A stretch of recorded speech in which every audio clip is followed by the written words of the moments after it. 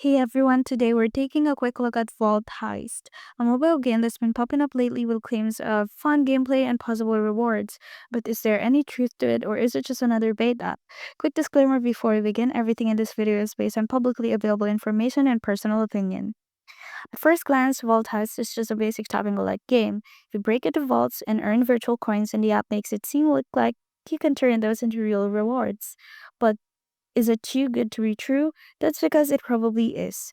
I couldn't find any real user reviews on Trustpilot, and there's barely any verified feedback online in general. Some users report fun gameplay, but others mention never being able to withdraw rewards or even reach the minimum cash out point. Red flag, definitely.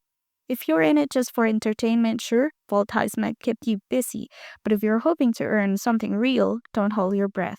With no strong reviews or proof of actual payouts, it's best to play cautiously. Try the Vault Heist app, let us know how it went in the comments, and don't forget to like and subscribe for more no-nonsense app reviews.